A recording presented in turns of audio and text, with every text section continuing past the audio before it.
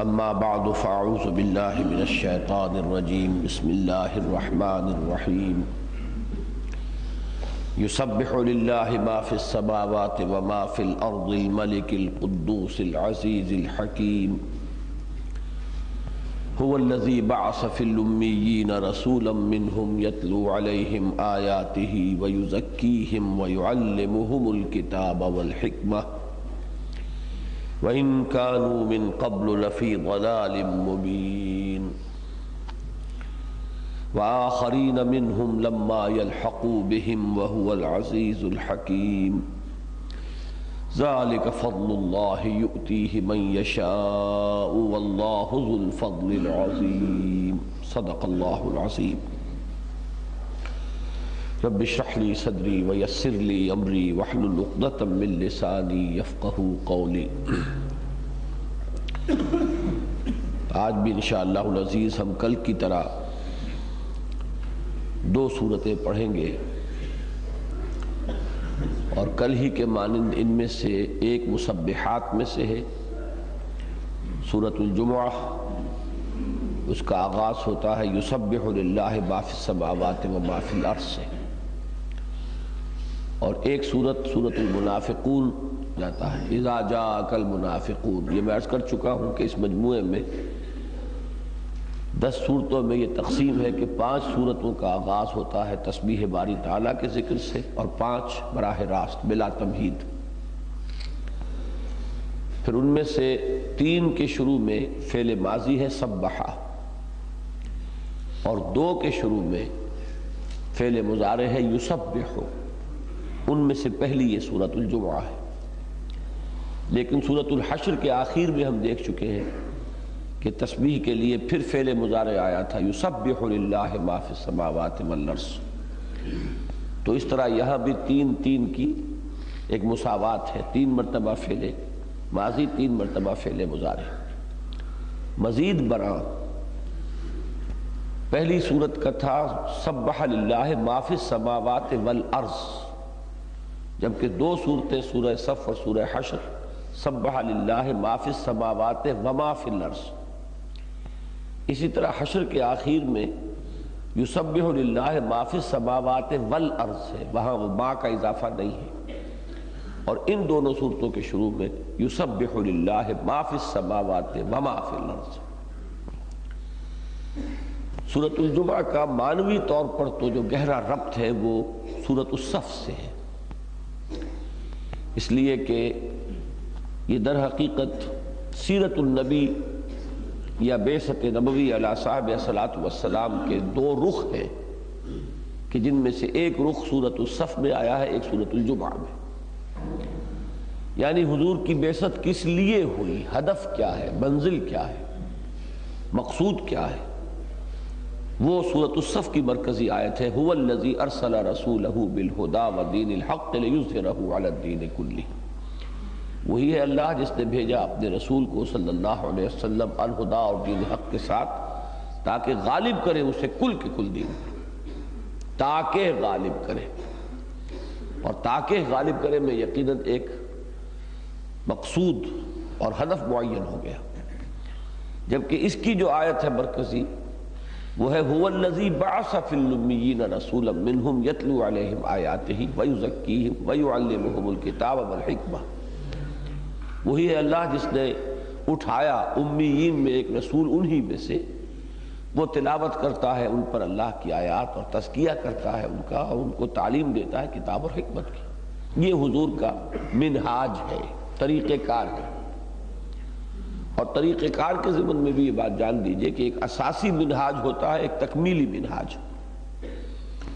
تو تکمیلی منہاج جو ہے وہ تو یہ ہے، وہ ہر انقلاب میں ایک ہی ہوگا کہ لوگ جمع ہو کر پیسیو ریزسٹنس، ایکٹیو ریزسٹنس کے مراحل سے گزر کر، اور پھر تصادم کا آخری مرحلہ آئے اور انقلاب آ جائے۔ لیکن تبدیلی بنیاد میں ہوتی ہے، اصل میں فرق وہاں ہوتا ہے کہ وہ لوگ کہاں سے آئیں گے کہ جو یہ کام کریں گے، اور ان کے اوصاف کیا ہوں گے، انہیں کیسے تیار کیا جائے گا۔ اینٹیں ہوں گی تو دیوار بنے گی، اینٹیں ہی نہیں ہے تو دیوار کیسے بنے گی؟ آپ لاکھ اس کے نقشے بناتے رہیے۔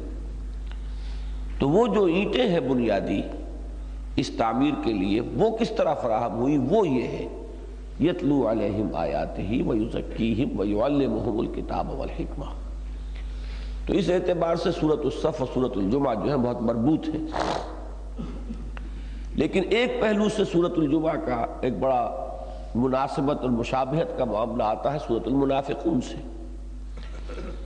اور غالباً یہی بات ہوگی پیش نظر کہ حضور صلی اللہ علیہ وسلم سے یہ منقول ہے کہ آپ جمعے میں یا تو پڑھا کرتے تھے سبح اسم ربک الاعلی اور هل اتاک حدیث الغاشیہ، اور یا یہ سورہ جمعہ اور سورہ منافقون، بلکہ یہ کبھی کبھی آپ فجر میں بھی پڑھتے تھے، سورہ سجدہ اور سورہ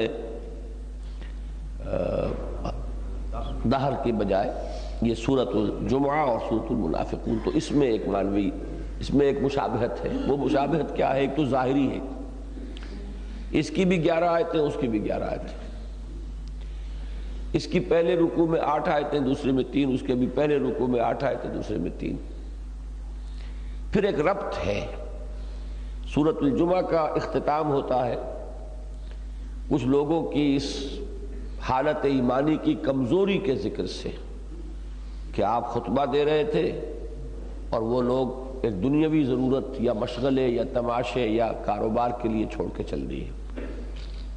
وَإِذَا رَأَوْا تِجَارَةً أَوْ لَهْوًا انفَضُّوا إِلَيْهَا وَتَرَكُوكَ قَائِمًا۔ اور سورۃ المنافقون کا آغاز ہوتا ہے اذا جاءك المنافقون قالوا نشهد انك لرسول اللہ۔ تو وہ ضعف ایمان یا منافقین کا جو ایک ذکر تھا سورۃ جمعہ کے آخر میں، اب اسی کے ذکر سے سورۃ المنافقون شروع ہوتی ہے۔ تو انٹرلاکنگ جسے کہتے ہیں، یہ دونوں آخری آیت سورہ جمعہ کی اور پہلی آیت سورہ منافقون کی یہ باہم بہت مربوط ہے، واللہ عالم۔ سورہ جمعہ کے بھی آپ 3 حصے کر لیجئے ذہن میں، پہلی 4 آیات، پھر 4 آیات، پھر 3 آیات۔ پہلی 4 آیات میں تو مرکزی مضمون ہے حضور کا طریقہ کار اور حضور کی بعثت سے متعلق اہم مضامین۔ یسبح للہ ما فی السماوات و ما فی الارض، تسبیح کرتی ہے اللہ کی ہر وہ شے جو آسمانوں میں ہے اور ہر وہ شے جو زمین میں ہے۔ الملک، القدوس، العزیز، الحکیم، یہ اللہ کے 4 اسماء ہیں جو یہاں آئے ہیں۔ وہ بادشاہ حقیقی ہے، وہ پاک ہے، وہ زبردست ہے، وہ حکمت والا ہے۔ یہ نوٹ کر لیجئے کہ میں عرض کر چکا ہوں کہ سب سے بڑا گلدستہ تو اسماء حسنہ کا سورہ حشر کے آخر میں ہے۔ باقی 2 مثالیں قرآن مجید میں یہ اور ہیں جہاں 4 اسماء اکٹھے آئے ہیں۔ ایک سورہ حدید میں هو الاول والآخر والظاہر والباطن، اور ایک یہ ہے الملک القدوس العزیز الحکیم۔ باقی ہر جگہ قرآن مجید میں آپ کو 2 صفتیں یا 2 نام آئیں گے، وَهُوَ العزیز الحکیم، وَهُوَ الغفور الرحیم، وَهُوَ الرؤوف الرحیم، مختلف 2 کے جوڑے ہیں، یہ استثناءات ہیں۔ هُوَ الَّذِي بَعَثَ فِي الْأُمِّيِّينَ رَسُولًا مِّنْهُمْ، وہی ہے جس نے اٹھایا امیین میں۔ امیین کا لفظی ترجمہ ہے ان پڑھ لوگ کہ جن کے ہاں پڑھنے لکھنے کا رواج نہیں تھا، لیکن اصل میں مراد اس سے ہے کہ غیر اہل کتاب، جس میں یہود جنٹائلز کہتے ہیں جنہیں، یہ اہل کتاب کے مقابلے میں لفظ آیا ہے کہ اہل کتاب کے پاس کتاب تھی تو پڑھنے لکھنے کا رواج بھی تھا۔ ان کے پاس کوئی کتاب نہیں، کوئی شریعت نہیں، لہذا پڑھنے لکھنے کی بھی کوئی ان کے ہاں روایت بنی ہی نہیں۔ ان میں بھیجا ایک رسول، بلکہ اٹھایا اپنا ایک رسول، منہم، انہی میں سے، خود حضور بھی دنیاوی اعتبار سے جو بھی تعلیم کا مروجہ نظام ہوتا ہے اس سے آپ نے کوئی تعلیم حاصل نہیں کی، جو بھی علم دیا اور جتنا بھی دیا جس کا ہم تو کوئی اندازہ ہی نہیں کر سکتے، وہ اللہ نے دیا، براہ راست دیا۔ وہ علم لدنی ہے، اس میں دنیاوی انداز میں تعلیم و تعلم کا کوئی مسئلہ نہیں ہے۔ کیا کرتے ہیں آپ؟ یتلو علیہم آیاتہ، انہیں اللہ کی آیات پڑھ کر سناتے ہیں، ویزکیہم، اور ان کا تزکیہ کرتے ہیں، ویعلمہم الکتاب والحکمہ، اور انہیں کتاب اور حکمت کی تعلیم دیتے ہیں۔ تو نبی اکرم صلی اللہ علیہ وسلم کا مقصد بعثت نامی جو کتابچہ میرا ہے، اس میں 24 صفحے کا ایک مقالہ تو ہے هو الذی ارسل رسولہ بالہدی ودین الحق لیظہرہ علی الدین کلہ پہ۔ اور 16 صفحے میں میں نے اس آیت کی شرح کی ہے کہ یہ ہے اساسی منہاج حضور صلی اللہ علیہ وسلم کا، تو آپ لوگوں کو پڑھنا چاہیے، سمجھ کر پڑھنا چاہیے۔ وَإِن كَانُوا مِن قَبْلُ لَفِي ضَلَالٍ مُبِينٍ، اور یقیناً تھے وہ پہلے کھلی گمراہی میں، واضح گمراہی میں، یعنی امیین بھٹکے ہوئے تھے، ان کے پاس نہ کوئی نبی آیا تھا، نہ کوئی رسول آیا تھا، نہ کوئی کتاب تھی، نہ کوئی شریعت تھی، نہ علماء تھے، نہ فقہاء تھے، تو بالکل تاریکیوں میں بھٹک رہے تھے، لیکن اللہ نے ان پر انعام فرمایا۔ لقد من اللہ علی المؤمنین اذ بعث فیہم رسولا من انفسہم یتلو علیہم آیاتہ ویزکیہم ویعلمہم الکتاب والحکمہ، سورہ آل عمران میں بھی یہ آیت وارد ہوئی ہے۔ وآخرین منہم، اور کچھ اور لوگوں کے لیے بھی بھیجا، بعث فی الامیین پر عطف ہے آخرین کا، جیسا کہ میں نے عرض کیا تھا کہ حضرت موسیٰ علیہ السلام کی بعثتیں دو ہیں، ایک تو آل فرعون کی جانب اور ایک بنی اسرائیل کی جانب۔ حضور صلی اللہ علیہ وسلم کی بعثتیں بھی دو ہیں، ایک خصوصی بعثت ہے امیین کی طرف، اور ایک عمومی بعثت ہے الی کافۃ الناس بشیرا و نذیرا، پوری نوع انسانی کی طرف۔ تو آخرین میں وہ سب آ گئے جو بھی تا قیام قیامت حضور کی امت میں شامل ہوں گے اور ایمان لائیں گے۔ آخرین منہم ہے انہی میں سے، لما یلحقوا بہم، ابھی ان کے ساتھ شامل نہیں ہوئے۔ وہو العزیز الحکیم، اور وہ یقیناً زبردست بھی ہے، کمال حکمت والا۔ ذالک فضل اللہ یؤتیہ من یشاء، یہ اللہ کا فضل ہے، وہ دیتا ہے جس کو چاہتا ہے۔ واللہ ذو الفضل العظیم، اور اللہ بہت بڑے فضل والا ہے۔ یہ فضل کا اشارہ ہو رہا ہے خود حضور پر، ان فضلہ کان علیک کبیرا، سب سے بڑا فضل تو اللہ کا حضور کی ذات اقدس پر ہے۔ پھر امیین جن میں سے حضور تھے، جن کی زبان میں یہ کتاب نازل ہوئی، بہت بڑا فضل ہوا ان پر، یہ رتبہ بلند ملا جن کو مل گیا۔ پھر یہ کہ جو بھی حضور کے پر ایمان لے آئے اور امت کے دائرے میں آ جائے، بہت بڑا فضل اس پر ہو گیا اللہ کا، تو درجہ بدرجہ فضل ہے یہ۔ اب اس کے بعد جیسے حضور صلی اللہ علیہ وسلم کو قرآن مجید دیا گیا اور آپ کی امت وارث بنی قرآن کی، اور ان کے ذمے کیا ہوا کہ اب اس قرآن کو پڑھیں، پڑھائیں، سیکھیں، سکھائیں، سمجھیں، سمجھائیں، اور اس کو عام کریں اور پھیلائیں پوری دنیا تک۔ بلغوا انی ولو آیۃ، تو ایک درجے میں یہی ذمہ داری یہود کے اوپر ڈالی گئی تھی کہ حضرت موسیٰ کو تورات دی گئی، اور علماء جو ہے اب اس کے ذمہ دار ٹھہرائے گئے کہ اب وہ اس کتاب کو پڑھیں، پڑھائیں، سمجھیں، سمجھائیں، اپنی قوم میں اس کو عام کریں، اس کے مطابق فیصلے کریں۔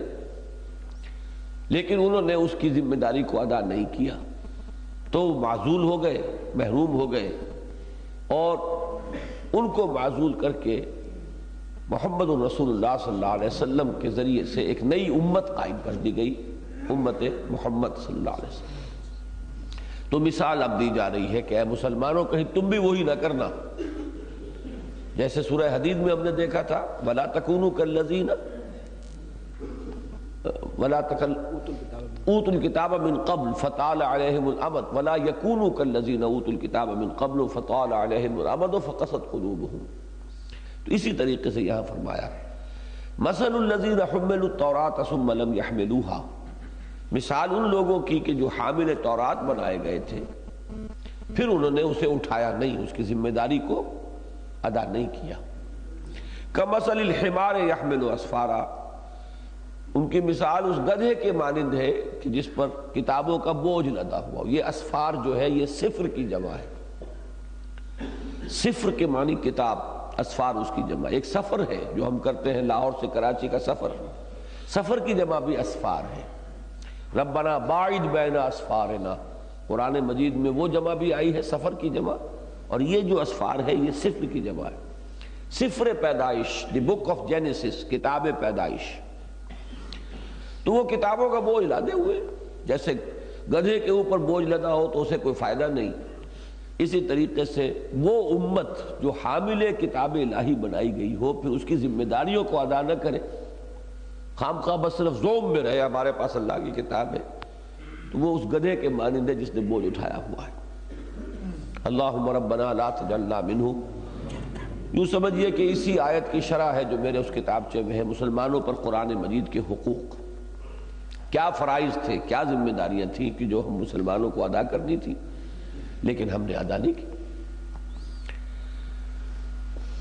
بئس مثل القوم الذین کذبوا بآیات اللہ، بری ہے مثال اس قوم کی جس نے کہ اللہ کی آیات کو جھٹلایا۔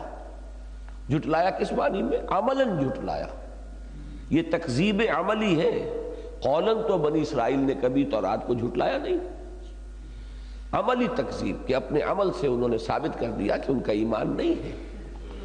اس لیے کہ اگر ایمان ہوتا تو ان کو شوق ہوتا اس کے پڑھنے کا، سیکھنے کا، سکھانے کا، سمجھنے کا، سمجھانے کا، اس کی قدر و قیمت کا انہیں احساس ہوتا، اس کی عظمت کا ادراک ہوتا۔ یہی معاملہ ہمارے اوپر آئے گا، اسی باٹ سے اپنے آپ کو تولیے کہ ہمارا بھی جو طرز عمل ہے اس امت کا مجموعی، وہ گویا کہ زبان حال سے یہ اقرار کر رہا ہے کہ ہمیں اس کے کتاب اللہ ہونے پر اعتماد نہیں ہے۔ ورنہ کیسے ممکن ہے کہ ہم اور سب کچھ پڑھ لیتے، پی ایچ ڈی کر لیتے، اور کہاں سے ایم ایس کر کے کہیں سے آئے ہیں، کوئی کسی جگہ سے کر کے آیا ہے، ساری فنون اور علوم، لیکن اس کتاب کو پڑھنے سمجھنے کے لیے ہمارے پاس وقت نہیں۔ تو یہ چیز ثابت کرتی ہے کہ ویلیو سٹرکچر کیا ہے، ہم نے کس چیز کو کیا مقام دیا ہے، کس چیز کو کتنی اہمیت دی۔ واللہ لا یہدی القوم الظالمین، اور اللہ ظالموں کو ہدایت نہیں دیتا۔ اس کے کیا معنی ہے؟ زبردستی ہدایت نہیں دیتا، جیسے کہ ہم سورہ صف میں پڑھ چکے، واللہ لا یہدی القوم الفاسقین واللہ لا یہدی القوم الظالمین۔ اللہ تعالیٰ نے اختیار دیا ہے، جو ہدایت کا طالب ہوتا ہے اسے ہدایت دیتا ہے، اور جو ہدایت کو قبول کرنا نہیں چاہتا زبردستی اللہ تعالیٰ اگر جبر کرے تو پھر اس کا اجر و ثواب کا ہے کا۔ قل یا ایھا الذین ھادوا، اے نبی کہہ دیجئے اے وہ لوگوں کہ جو یہودی ہوئے، ان زعمتم، اگر تمہیں یہ زعم ہے، یہ گمان ہے، یہ تم اس خیال خام میں مبتلا ہو، انکم اولیاء للہ من دون الناس، کہ تم اللہ کے خاص چہیتے محبوب اور دوست ہو لوگوں کے علاوہ اور لوگوں سے ہٹ کر، اللہ کو تم سے خصوصی پیار ہے، بہت محبت ہے۔ اس آیت میں اگرچہ الفاظ میں صراحت نہیں ہے، لیکن آپ ربط پر غور کریں گے تو سبب بتایا جا رہا ہے کہ مسلمان قوم بے عمل کیوں ہو جاتی ہے، کتاب الہی کے حامل ہونے کے باوجود اس سے بے اعتنائی کیوں برتتی ہے، کہ زوم یہ ہو جاتا ہے ہم تو بخشے بخشائے ہیں۔ جسے یہ زوم ہو جائے کہ ہم بخشے بخشائے ہیں، اسے محنت کرنے کی کیا ضرورت ہے؟ ہم تو چہیتے ہیں، لاڈلے ہیں، ہم تو امت مرحوم سے تعلق رکھتے ہیں، ہمارا تو ان کے ساتھ تعلق ہے، ان کے دامن سے وابستہ ہے، ہم تو اسرائیل کی اولاد ہیں، ابراہیم کی نسل سے ہیں، یا ہم تو محمد کے امتی ہیں صلی اللہ علیہ وسلم۔ اب یہ جب زوم آ گیا تو یہ زوم انسان کو مستغنی کر دیتا ہے عمل سے۔ پھر ضرورت کیا ہے عمل کی؟ عمل میں تو کچھ قربانی دینی پڑتی ہے، محنت کرنی پڑتی ہے، تکلیف اٹھانی پڑتی ہے، تو یہ سارے کام تو آدمی وہاں کرے جہاں وہ محسوس کرے کہ ناگزیر ہے میری نجات کے لیے، اس کے بغیر نجات کا اندیشہ ہے کہ نجات حاصل نہ ہو۔ لیکن جسے یہ پتا ہو کہ نجات تو ہے ہی ہے، تو وہ میں سمجھتا ہوں کہ پھر بہت ہی کوئی شاذ ہی لوگ ہوں گے جو اس تصور کے بعد بھی کوئی محنت کرنے کے لیے تیار ہو۔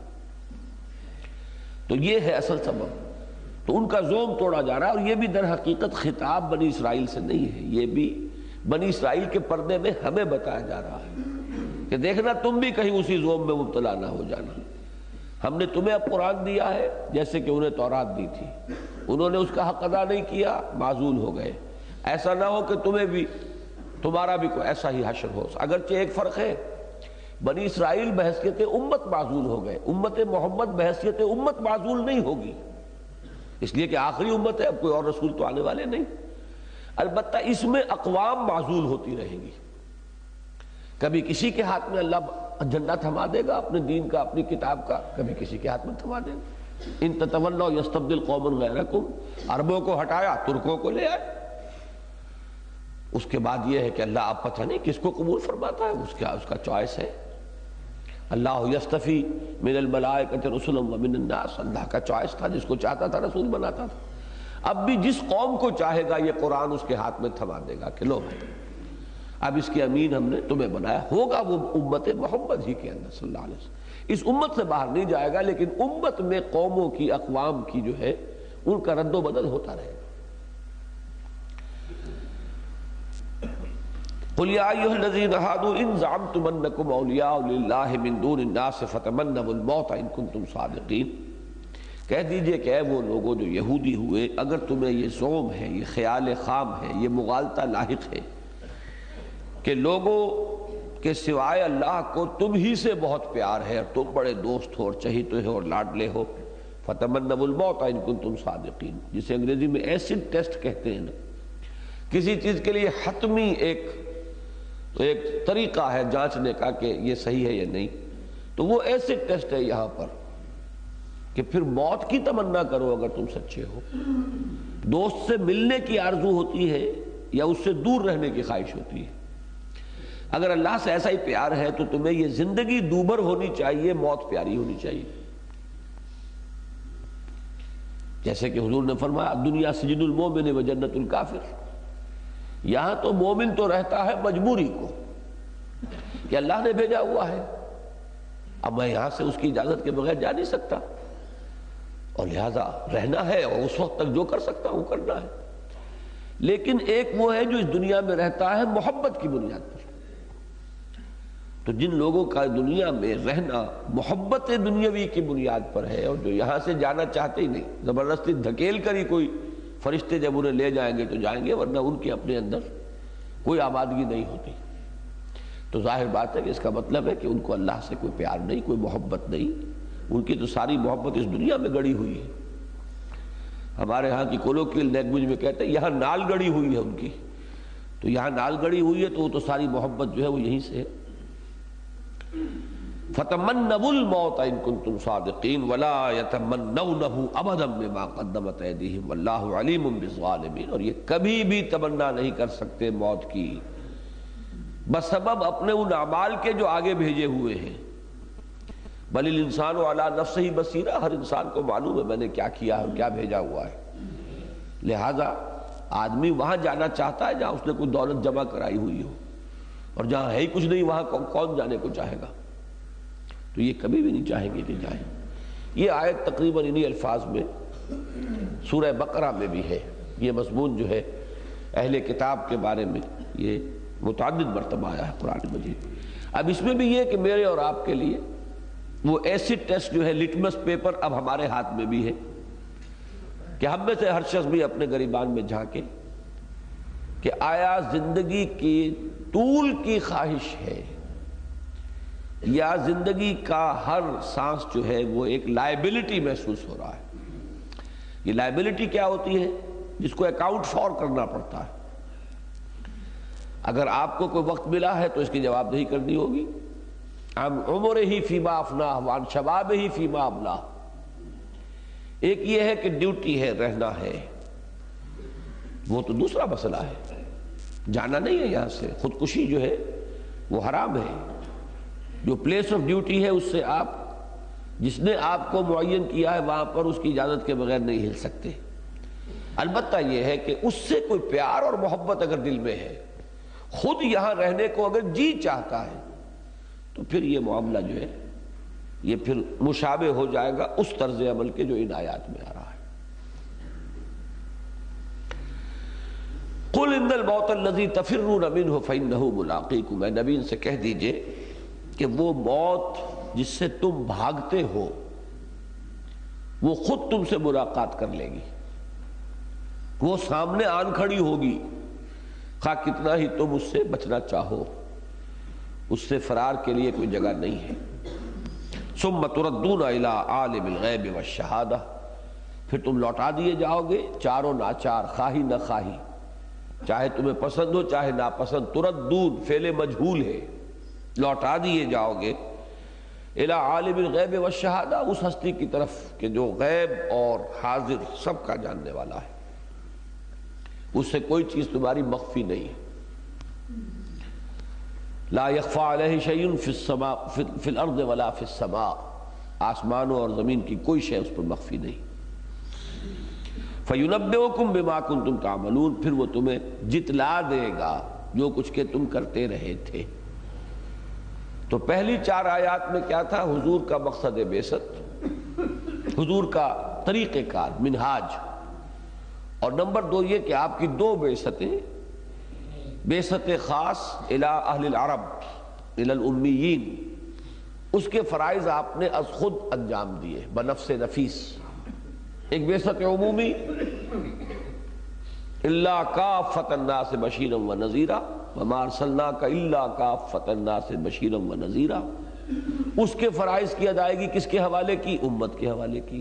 اب تم پہنچاؤ، اس کے لیے قرآن ان کو تھما دیا۔ قد ترکت فیکم ما ان اعتصمتم بہ لن تضلوا ابدا، کتاب اللہ، میں چھوڑ کر جا رہا ہوں کتاب اللہ۔ اب یہ کام کرنا تھا مسلمانوں کو، نہیں کیا، اس کا سبب کیا ہے؟ وہ 4 آیات میں آ گیا۔ کتاب سے بے اعتنائی، اس کی ذمہ داری ادا نہ کرنا۔ کیوں نہ کرنا؟ کہ زوم ہو جاتا ہے کہ ہم تو ہے ہی بخشے بخشا، اللہ کے چہیتے اور لاڈلے۔ اب تیسرے حصے میں جمعے کا حکم ہے، خاص طور پر اس کی عظمت، اس کی فضیلت، اس کی فرضیت، اس کی حکمت۔ حکمت تو یوں واضح ہو جائے گی کہ یہ جو عمل تھا حضور صلی اللہ علیہ وسلم کا، یتلو علیہم آیاتہ ویزکیہم ویعلمہم الکتاب والحکمہ، اسی کا دوام اور تسلسل ہے جو امت میں قائم کر دیا گیا۔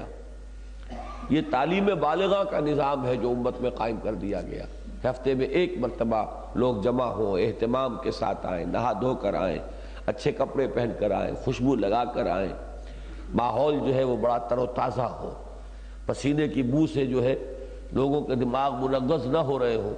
یہ ساری تاکیدیں کس لیے کی گئی؟ تاکہ اب کوئی نائب رسول ممبر رسول پر کھڑا ہو کر وہی کام کرے، یتلو علیہم آیاتہ ویزکیہم ویعلمہم الکتاب والحکمہ۔ یہ ہے اصل میں، اور اگر انقلابی ٹرمینالوجی استعمال کرے تو یہ حزب اللہ کا ہفتے وار اجتماع ہے، اس انقلابی پارٹی کا۔ اولئک حزب اللہ الا ان حزب اللہ هم المفلحون، یہ پڑھ چکے نا ہم سورہ مجادلہ میں۔ تو ہر انقلابی پارٹی کے اجتماعات ضروری ہوتے ہیں، کس لیے؟ تاکہ جو بھی اس کے ورکرز ہیں ان کے ذہنوں کے اندر اپنا مقصد واضح رہے۔ اگر مقصد دھندلا جائے گا تو ان کی کمٹمنٹ کم ہو جائے گی، ان کا جذبہ کم ہو جائے گا۔ اگر کوئی فکری طور پر غبار آ گیا ہے تو وہ جھاڑا جاتا رہے اور ان کا ذہن جو ہے بالکل کلیئر رہے اپنے کانسیپٹس میں اور اس میں کہ ہمارا ہدف کیا ہے، کدھر جانا ہے۔ اس کے لیے وقتاً فوقتاً ان کا جمع ہونا، اپنا جو انقلابی لٹریچر ہے اس کا مطالعہ کرنا، یہ بہت ضروری ہے۔ تو یہی تو ہو رہا ہے اس میں جمعے میں، اور ہوتا کیا ہے؟ اسلام کی جو انقلابی جماعت ہے حزب اللہ، اس کا انقلابی لٹریچر کیا ہے؟ یہ قرآن۔ اور کیا کرتے تھے حضور خطبے میں؟ کان صلی اللہ علیہ وسلم یقرأ القرآن ویذکر الناس، تذکیر بالقرآن، یاد دہانی قرآن کے ذریعے سے۔ تو یہ در حقیقت اس حزب اللہ کا ہفتے وار اجتماع ہے۔ البتہ اس کی اپنی شان ہے، جیسے ہمارے تہوار ہیں، عید اور بقرعید، تو کیا دنیا کے تہواروں کا رنگ کچھ اور ہے، ہمارا رنگ کچھ اور ہے۔ ہم جاتے ہیں، باہر جاتے ہیں، میلے کا انداز بھی ایک ہوتا ہے، ایک سیلیبریشن بھی ہوتی، لیکن ہم کھڑے ہو کر 2 گانا جو ہے نماز کا وہ ادا کرتے ہیں، خطبہ ہوتا ہے، تذکیر ہوتی ہے۔ اسی طرح ہمارا یہ اجتماع جو ہے اس میں 2 رکعت نماز بھی ہے، اپنی ابدیت کا اظہار بھی ہے، اللہ سے اپنے قول و قرار کی تجدید بھی ہے، پھر اس میں وہ خطبہ ہے۔ خطبے نے اصل میں بنایا ہے جمعے کو جمعہ۔ چنانچہ اب یہ چیزیں جو ہے یہ زیادہ وقت نہیں ہے، اجمالاً یہاں آ گئی۔ یا ایھا الذین آمنوا اذا نودی للصلاۃ من یوم الجمعۃ فاسعوا الی ذکر اللہ وذروا البیع۔ اے ایمان والو، جب پکارا جائے نماز کے لیے جمعے کے دن، ویسے تو نماز کے لیے جمعے کے دن بقیہ 4 نمازوں کے لیے بھی پکارا جاتا ہے، فجر، عصر، مغرب، عشاء، لیکن یہ اصل میں مراد کیا ہے؟ جمعے کی نماز۔ فاسعوا الی ذکر اللہ، تو لپکو اللہ کی یاد کی طرف، وذروا البیع، اور کاروبار اور خرید و فروخت چھوڑ دو، حرام ہے، مطلق ہے۔ پھر یہ کام چاہے کتنا ہی جائز کاروبار ہو وہ حرام ہو جاتا ہے۔ اذان ثانی کے بعد، اصل اذان وہی ہے، حضور کے زمانے میں ایک ہی اذان ہوتی تھی، جبکہ خطبہ شروع ہوتا تھا تو اذان۔ یہاں ذکر اللہ کے معنی کیا ہے؟ اول تو خود نماز ذکر اللہ ہے، اقم الصلاۃ لذکری، اور زیادہ اہمیت کے ساتھ سمجھ لیجئے کہ خطبہ مراد ہے یہاں پر، اس کے لیے یہ لفظ ذکر یہاں پر آیا ہے۔ اس کے لیے ایک حدیث بھی اب وقت نہیں ہے کہ میں آپ کو سناؤں وہ، ذالکم خیر لکم ان کنتم تعلمون، یہی تمہارے لیے بہتر ہے کہ تم سمجھو۔ فاذا قضیت الصلاۃ، پھر جب نماز ادا ہو چکے، فانتشروا فی الارض، تو اب یہ فعل امر ہے، لیکن یہ فعل امر استحباب کے لیے ہے، لازم نہیں ہے کہ منتشر ہو جاؤ زمین میں، تم منتشر ہو سکتے ہو۔ اب قدغن ختم ہو گئی، کاروبار کی حرمت جو ہے اسی وقت تک ہے جب تک کہ نماز ادا نہیں ہوئی۔ اب تم پھیل سکتے ہو زمین میں اور تلاش کرو اللہ کے رزق کو، وَاذْكُرُوا اللَّهَ كَثِيرًا لَعَلَّكُمْ تُفْلِحُونَ، اور اللہ کو کثرت کے ساتھ یاد رکھو تاکہ تم فلاح پاؤ۔ یعنی یہ بھی نہ ہو کہ بس نماز ہی ذکر ہے باقی گئے اور غافل ہو گئے، بلکہ یہ کہ اس میں بھی کام میں بھی مصروف رہو، اللہ کو دل میں موجود رکھو، حاضر رکھو، استحضار اللہ فی القلب۔ وَإِذَا رَأَوْا تِجَارَةً أَوْ لَهْوًا انفضوا إِلَيْهَا وَتَرَكُوكَ قَائِمًا۔ یہ خاص واقعہ تھا کہ جو ہو گیا تھا، غلے کی کمی تھی بہت شدید، حضور خطبہ دے رہے تھے، ادھر سے گھنٹیاں بج گئیں قافلے کے آنے کی، کیونکہ گردنوں میں ان کے جو اونٹوں کے گھنٹیاں پڑی ہوتی تھی، گھنٹیوں کی آوازیں معلوم کوئی قافلہ آ گیا، تو کوئی غلہ آ گیا شام سے امپورٹ ہوتا تھا وہاں غلہ، تو لوگ فوراً لپک گئے، ایسا نہ ہو کہ ختم ہو جائے اور ہم یہیں مصروف رہے۔ اس کا نقشہ کھینچا گیا ہے، اور اس میں ایک تعویل بڑی عمدہ یہ ہے کہ اس وقت جمعے کا خطبہ بھی نماز کے بعد ہوتا تھا جیسے عیدین میں ہوتا ہے۔ تو جیسے کہ عید میں ہمارا تصور ہوتا ہے نماز تو ہو گئی، اب تو خطبہ ہی ہے نا، نماز اصل مقصد نماز تھا، آپ نے پورا کر لیا، تو غالباً یہ بات بھی کچھ لوگوں کے ذہن میں ہوگی کہ نماز تو ادا ہو گئی، اب خطبہ ہی ہے، کوئی بات نہیں۔ تو خطبے کی جو خصوصی اہمیت ہے، چونکہ خطبے ہی نے تو بنایا ہے جمعے کو جمعہ، ورنہ نماز تو 4 رکعت ہوتی ہے ظہر میں۔ تو فرمایا جب انہوں نے دیکھا تجارت کا معاملہ، کاروبار اور سودا، یا کوئی کھیل کود تماشا، انفضوا الیہا، تو وہ اس کی طرف دوڑ گئے، چلے گئے، متوجہ ہو گئے۔ وترکوک قائما، اور اے نبی آپ کو چھوڑ گئے کھڑے ہوئے، آپ یعنی خطبہ ارشاد فرما رہے تھے کھڑے ہو کر۔ قل ما عند اللہ خیر من اللہو ومن التجارہ، فرما دیجئے کہ جو کچھ اللہ کے پاس ہے وہ کہیں بہتر ہے تجارت سے بھی اور کسی کھیل تماشے سے بھی۔ واللہ خیر الرازقین، اور یقیناً اللہ ہی ہے بہترین رزق دینے والا، اصل رازق تو وہ ہے۔ تمہارے اس طرز عمل سے اللہ پر توکل کا بھی کچھ کمی کا مظاہرہ ہوا ہے، اور اس کا بھی کہ تم نے اس خطبے کی اہمیت کو نہیں سمجھا۔ تو یہ تیسرا حصہ ہے، اس پر یہ سورہ مبارکہ ختم ہوئی، اب اذان دے دی جائے۔ اذا جاءك المنافقون قالوا نشهد انك لرسول اللہ۔ جیسا کہ میں نے عرض کیا تھا، سورہ منافقون کے بھی 2 ہی رکوع ہیں، 11 آیتیں ہیں، پہلے رکوع میں 8، دوسری میں 3۔ نفاق کے موضوع پر یہ مختصر ترین لیکن جامع ترین صورت ہے قرآن مجید کی۔ پہلی 8 آیات میں نفاق کی حقیقت، نفاق کے مدارج، نفاق کے جو خطرناک عواقب اور نتائج ہیں، نفاق کی علامات کیا ہیں، وہ سب بیان ہے۔ اور دوسرے رکوع کی 3 آیات میں نفاق سے بچنے کی، یا اگر وہ اس کی چھوت لگ گئی ہو تو اس سے نجات پانے کی کیا شکل ہے۔ تو کوئی موضوع رہا نہیں اس میں، اس کا احساء ہو گیا ہے نفاق سے متعلق۔ جب آتے ہیں آپ کے پاس منافق اور وہ کہتے ہیں کہ ہم گواہ ہیں اس پر کہ آپ اللہ کے رسول ہیں، واللہ یعلم انک لرسولہ، اور اللہ خوب جانتا ہے اے نبی کہ آپ اللہ کے رسول ہیں۔ اللہ سے بڑھ کر کس کے علم میں ہو گئی یہ بات؟ واللہ یشہد ان المنافقین لکاذبون، لیکن اللہ گواہی دیتا ہے کہ یہ منافق جھوٹے ہیں، ان کے دلوں میں وہ یقین نہیں ہے، یہ صرف زبان سے کہہ رہے ہیں، تصدیق قلبی سے محروم ہے، اگرچہ اقرار باللسان کر رہے ہیں۔ اتخذوا ایمانہم جنۃ، انہوں نے اپنی قسموں کو اپنے لیے ڈھال بنا لیا ہے۔ فصدوا عن سبیل اللہ، پھر وہ رکتے ہیں اور روکتے ہیں اللہ کے راستے سے۔ صدا یا سدو فعل لازم بھی ہے، فعل متعدی بھی، رکنا اور روکنا، خود بھی اللہ کی راہ سے رکتے ہیں اور دوسروں کو بھی روکتے ہیں۔ اب عن سبیل اللہ نوٹ کیجئے، جہاد فی سبیل اللہ، انفاق فی سبیل اللہ، قتال فی سبیل اللہ۔ اصل میں تو اسی سے روکتے تھے، وہ نماز پڑھنے سے تو نہیں روکتے تھے، اس میں کیا جاتا ہے، ذرا سی محنت ہے، مشقت ہے، کوئی جان و مال کا کوئی ایسا نقصان نہیں ہے۔ نمازیں تو وہ پڑھتے تھے، نماز پڑھے بغیر تو انہیں مسلمان کوئی شبہ نہیں نہ کرتا۔ وہ آج کا زمانہ تو نہیں تھا کہ کوئی نماز پڑھے نہ پڑھے مسلمان ہے۔ اصل میں جس چیز سے جان ان کی جاتی تھی وہ یہی ہے، جان اور مال کا کھپانا، انفاق فی سبیل اللہ، جہاد فی سبیل اللہ، قتال فی سبیل اللہ۔ اس سے خود بھی رکتے تھے، دوسروں کو بھی روکتے تھے، اس لیے کہ دوسرے جائیں گے تو ان کا نہ جانا نمایاں ہو جائے گا۔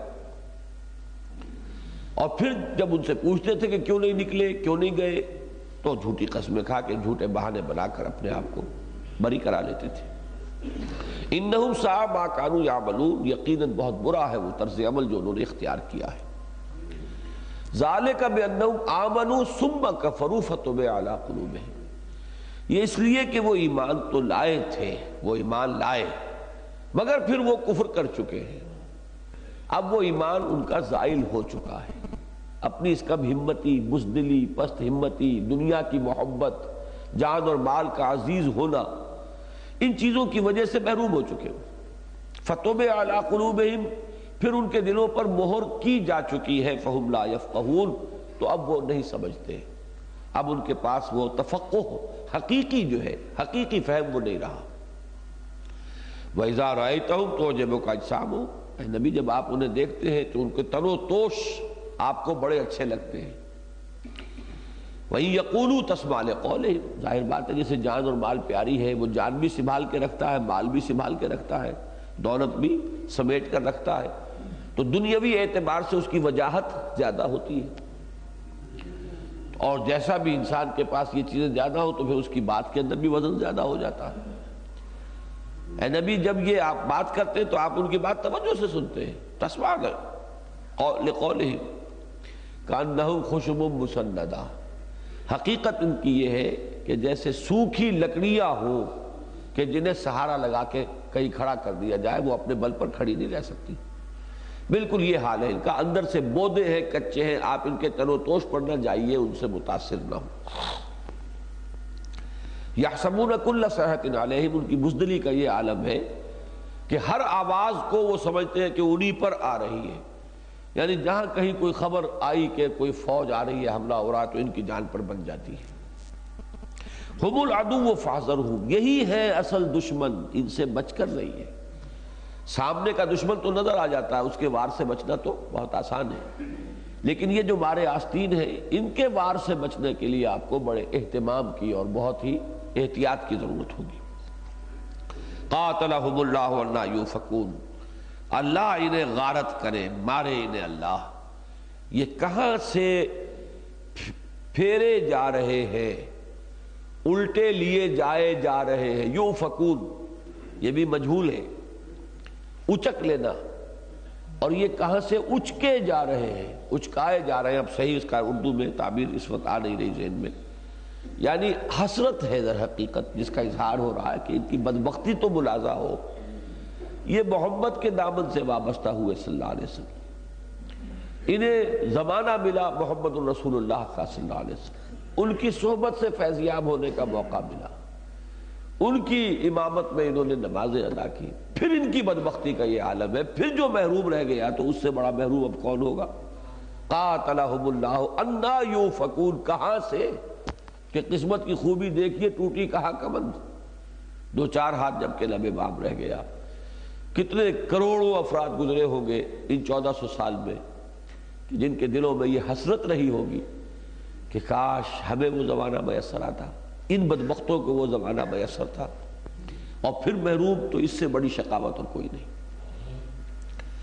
وَإِذَا قِيلَ لَهُمْ تَعَالَوْا يَسْتَغْفِرْ لَكُمْ رَسُولُ اللَّهِ، اور جب ان سے کہا جاتا ہے آؤ تمہارے لیے اللہ کے رسول مغفرت استغفار کریں اللہ سے، یعنی آؤ اپنی غلطی مان لو، تقصیر کو تو قبول کر لو کہ ہم سے خطا ہو گئی، خود معافی چاہو حضور سے بھی، اور حضور سے درخواست کرو کہ حضور ہمارے لیے اللہ سے بھی استغفار فرمائیے، تو اللہ کے رسول استغفار کریں گے تمہارے لیے، اور اللہ ان کے استغفار کو قبول فرمائے گا۔ لیکن ان کے دلوں میں تو روگ تھا، جب ان سے یہ کہا جاتا تھا لووا رؤوسہم، تو اپنے وہ سروں کو مٹکاتے ہیں، نہیں جی نہیں نہیں، کیا جانا ہے، ہم خود ہی نہیں کر لیں گے اللہ سے استغفار.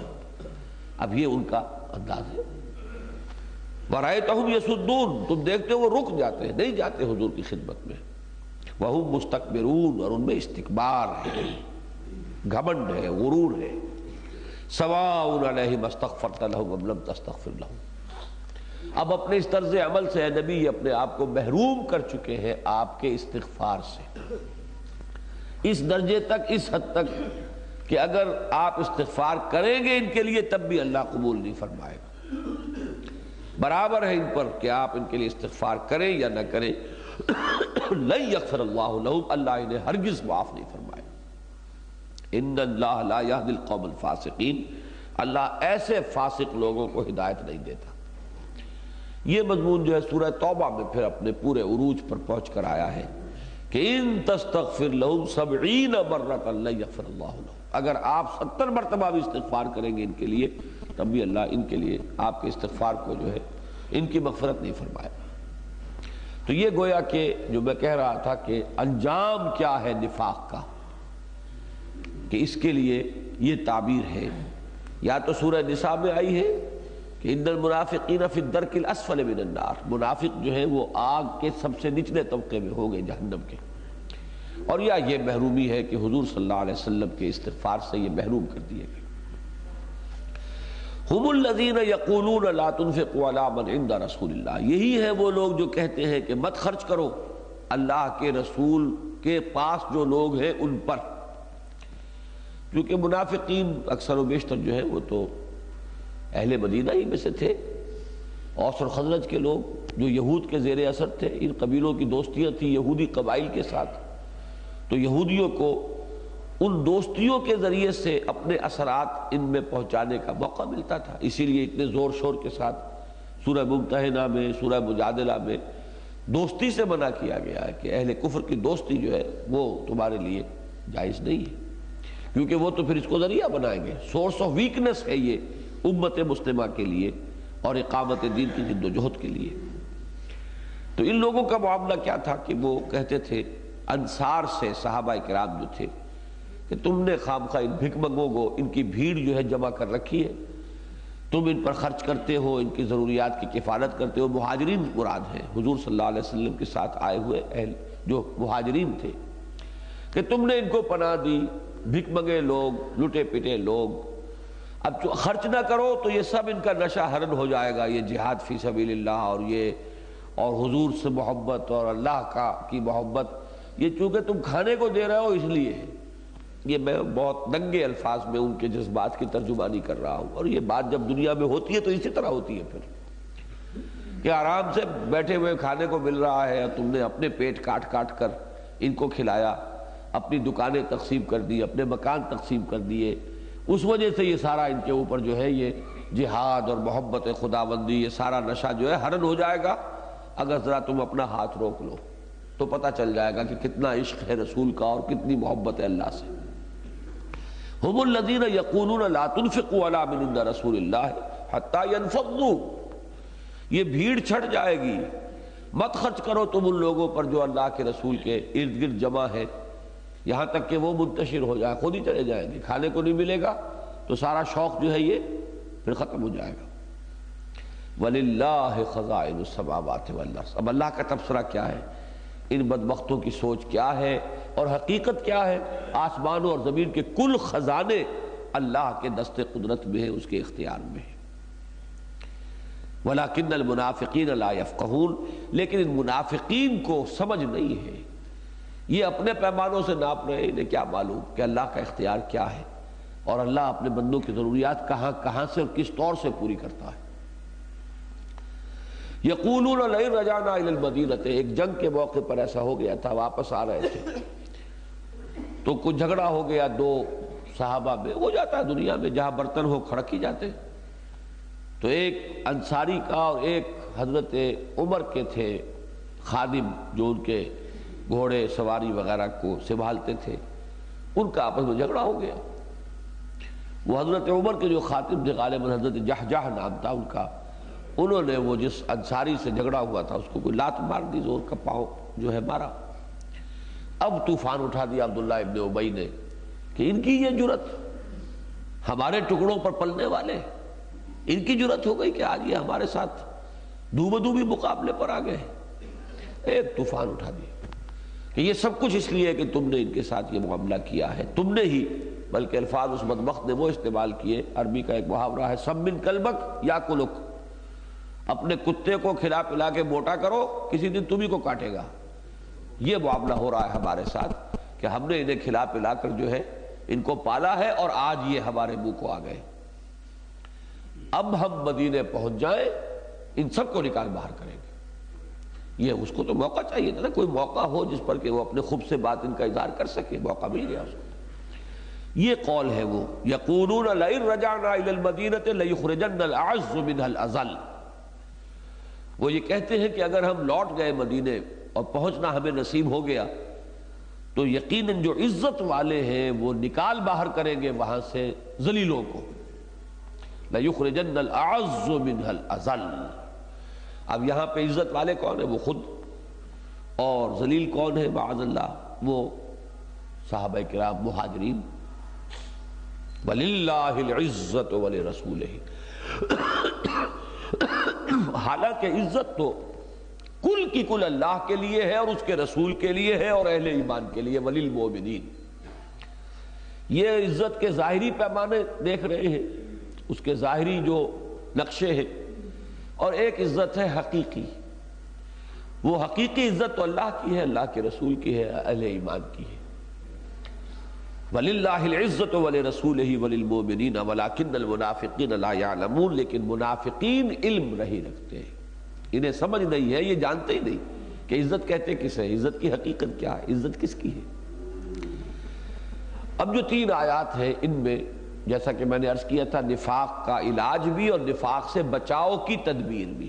نفاق ایک مرض ہے، اسی لیے اس کی پہلی کیفیت جو ہوتی ہے اسے قرآن مجید میں مرض ہی سے تعبیر کیا گیا، فی قلوبہم مرض فزادہم اللہ مرضا۔ ایک بیماری ہے، ایک روگ ہے، تو اس روگ کے اسباب کیا ہیں، روگ کے علامات کیا ہیں، اس بیماری کی خطرناکی کا کیا عالم ہے، یہ جتنی بھی اصطلاحات ہوتی ہیں کسی بیماری کے ضمن میں، ان سب کے حوالے سے وقت نہیں تھا، ورنہ میں ایک ایک اصطلاح کے حوالے سے بیان کرتا اس وقت، اور کیا ہے میں نے، دروس میرے موجود ہیں، کیسٹس کی شکل میں ہے۔ لیکن یہ کہ اب علاج کے بارے میں آپ کو معلوم ہے وہ بھی 2 علاج ہوتے ہیں، پریونٹیو کہ حفظان صحت کا اصول جس کے تحت بیماری ہونے نہ پائے، بچاؤ اس کا کیا ہے، ٹیکہ پہلے ہی لگوا لو تاکہ اسمال پاکس ہونے نہ پائے، ہیضہ ہونے نہ پائے، تو یہ پریونشن ہے، and prevention is better than cure, یہ اصول ہے۔ دوسرا یہ کہ اگر ہو جائے تو پھر اس کا ازالہ کیا ہے، یہ 2 ہی معاملے ہوتے ہیں ہر مرض میں۔ تو یہاں بھی آپ دیکھیں گے کہ پہلے پریونشن بتائی گئی ہے، نفاق سے بچنے کی شکل کیا ہے، یا ایھا الذین آمنوا لا تلھکم اموالکم ولا اولادکم عن ذکر اللہ، اہل ایمان تمہیں تمہارے مال اور تمہاری اولادیں اللہ کی یاد سے غافل نہ کرنے پائے۔ اللہ یہ نہیں کہتا کہ تم مال سے بالکل ہی محبت نہ کرو، ٹھیک ہے مال دنیا کے استعمال کی چیز ہے، مال کو ضائع کرنے کا حکم نہیں دیا، لیکن یہ ہے کہ مال کی محبت اللہ کی یاد سے غافل کر دے، بس یہ اب خطرناک ہے، اب یہ ریڈ لائٹ آ گئی، اس سے خبردار ہو جاؤ۔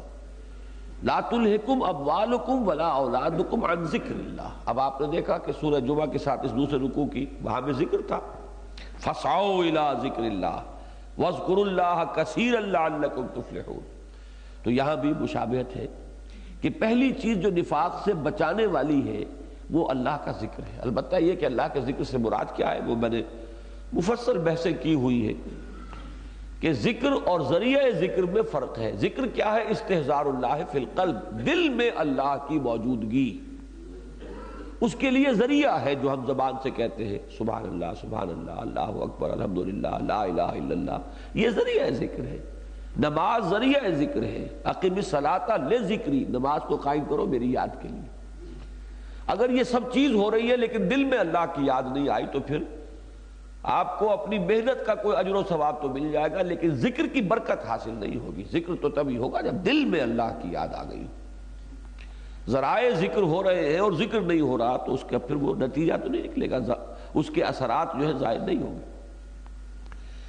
تو پہلی بات تو یہ، اور وہ حدیث بھی میں نے سنائی کئی دفعہ کہ جب اللہ کا ذکر ہوتا ہے انسان کے اندر، اللہ کی یاد ہوتی ہے دل میں، تو شیطان بھاگ جاتا ہے۔ شیطان جو ہے اس دل کے قریب نہیں پھٹک سکتا۔ دل آباد، گھر آباد ہے یہ، اس گھر کے آباد ہونے کی وجہ سے کوئی نہیں آئے گا وہاں، کوئی جن بھوت وہاں آ کے اپنا ڈیرا نہیں لگائے گا۔ لیکن خانہ خالی را دیو بھی گیرت، گھر خالی پڑا ہو تو جن آ کے ڈیرا لگائے گا۔ اسی طریقے سے جو دل اللہ کی یاد سے خالی ہے اس پر آ کر شیطان حملہ آور ہوتا ہے، وہ اپنی تھوتنی جما کر وہاں اور پھوکے مارنی شروع کر دیتا ہے۔ یہی ہے یوسوس فی صدور الناس من الجنۃ والناس۔ تو پہلی چیز کیا ہے؟ یا ایھا الذین آمنوا لا تلھکم اموالکم ولا اولادکم عن ذکر اللہ ومن یفعل ذلک فاولئک هم الخاسرون۔ جو کوئی یہ کرے گا تو پھر وہی خاسر ہے، خسارے میں وہ رہیں گے۔ اس لیے کہ گویا کہ آپ نے مرض کے لیے جگہ بنا دی خود۔ یہی وہ بات ہے جو سورہ حدید میں ہم نے پڑھی تھی کہ منافقین جب یہ کہیں گے میدان حشر میں کہ کیا ہم تمہارے ساتھ نہیں تھے، الم نکم معکم، تو جواب کیا دیں گے؟ بلا ولکنکم فتنتم انفسکم، تم نے اپنے آپ کو اپنے ہاتھوں فتنے میں ڈالا۔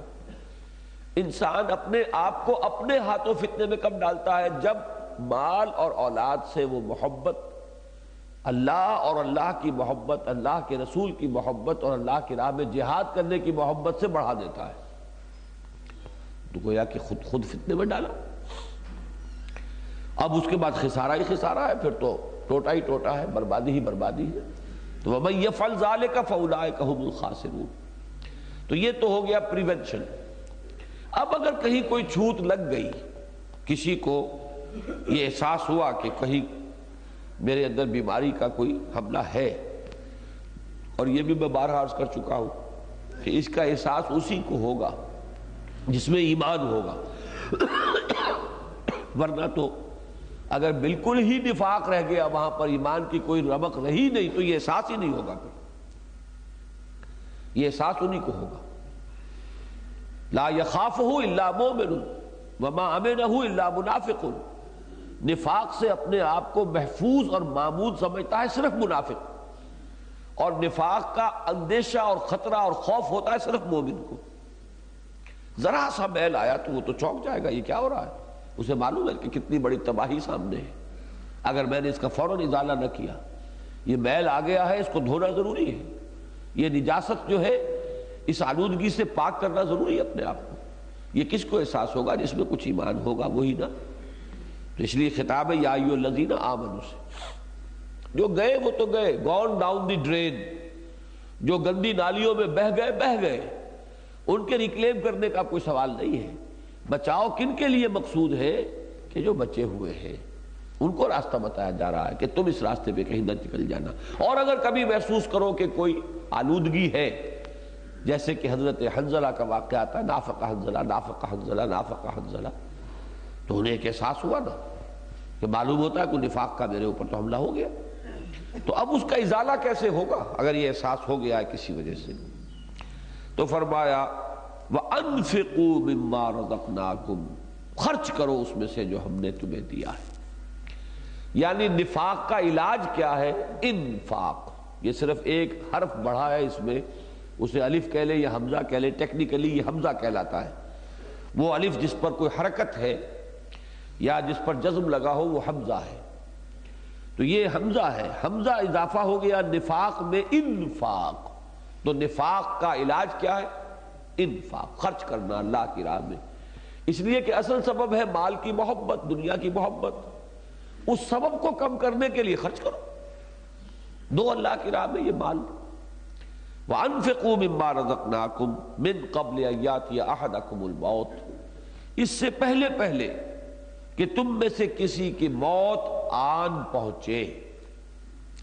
کل بھی میں نے وہ بتایا تھا نا کہ توبہ کا دروازہ کب تک کھلا ہے؟ مَا لَمْ يَغَرْغَرْ، جب تک کہ وہ موت کے آثار شروع نہ ہو جائیں توبہ کا دروازہ کھلا ہے۔ اسی طرح انفاق بھی عین جب موت سرانے آ گئی ہو اور آدمی کہے کہ میں اب سب کچھ دیتا ہوں، تو وہ دینا اب اللہ کے ہاں قبول نہیں ہے۔ اس سے پہلے پہلے حدیث میں ایک لفظ آتا ہے کہ جب کہ تم صحیح ہو اور صحت مند ہو اس حالت میں جو انفاق کرو گے اور جو صدقہ دو گے وہ ہے اصل صدقہ. بیمار ہو کر اور جب کہ موت سر پہ کھڑی نظر آئے تو پھر تو آدمی سارا جاتا دیکھیے تو آدھا دیجئے بانٹ، وہ تو پھر شکل یہ ہوتی ہے انسان کی. تو وہ چیز جو ہے پھر اللہ کے ہاں وہ قابل قبول نہیں ہے. من قبل ان یاتی یوم یاتی احدکم الموت، اس سے پہلے پہلے کہ تم میں سے کسی کی موت آ جائے، موت کا وقت، موت سرہانے آن کھڑی ہو، فَيَقُولَ رَبِّ لَوْلَا أَخَّرْتَنِي إِلَىٰ أَجَلٍ قَرِيبٍ، تو پھر وہ کہے گا بڑی حسرت کے ساتھ، پروردگار کیوں نہ تو ذرا مؤخر کر دے میرے اس وقت معین کو، تھوڑی دیر کے لیے تھوڑی سی مہلت دے دے. فَأَصَّدَّقَ وَأَكُن مِّنَ الصَّالِحِينَ، پھر میں سب کچھ صدقہ کر دوں گا، سب تیری راہ میں خیرات کر دوں گا اور میں بہت ہی نیک اور صالح بن جاؤں گا. اگرچہ یہ بات جان لیجئے کہ اس قسم کے انسان کے بارے میں یہ حقیقی اور حتمی اور یقینی بات ہے کہ اگر موت ٹل جائے تو پھر وہ اپنے وعدے سے پھر جائے گا. پھر صورت وہی ہوگی جو ہم سورہ توبہ میں ان 3 آیتوں کے حوالے سے بار بار پڑھ رہے ہیں. وَمِنْهُمْ مَنْ عَاهَدَ اللَّهَ لَئِنْ آتَانَا مِنْ فَضْلِهِ لَنَصَّدَّقَنَّ وَلَنَكُونَنَّ مِنَ الصَّالِحِينَ، وہی الفاظ یہاں ہیں. فَأَصَّدَّقَ وَأَكُن مِّنَ الصَّالِحِينَ، کہ میں سب کچھ صدقہ کر دوں گا اور بہت ہی نیک بن جاؤں گا. وَلَن يُؤَخِّرَ اللَّهُ نَفْسًا إِذَا جَاءَ أَجَلُهَا، اور ہرگز مؤخر نہیں کرے گا اللہ تعالیٰ کسی بھی جان کا وقت جب کہ وہ آن پہنچے گا. وہ وقت معین ٹالا نہیں جائے گا. کتنے ہی گڑ گڑاؤ اور کتنی ہی اللہ تعالیٰ سے درخواست کرو کہ ذرا مہلت اور دے دے، پھر مہلت نہیں ملے گی. واللہ خبیر بما تعملون، اور جو کچھ تم کر رہے ہو اللہ اس سے باخبر ہے. اللہ تعالیٰ ہمارے دلوں کو کوئی نجاست اگر اس میں نفاق کی ہے تو اس سے پاک فرما دے. اللہم طہر قلوبنا من النفاق واعمالنا من الرياء والسنتنا من الكذب واعیننا من الخیانہ فإنک تعلم خائنۃ الاعین وما تخفی الصدور. آمین یا رب العالمین.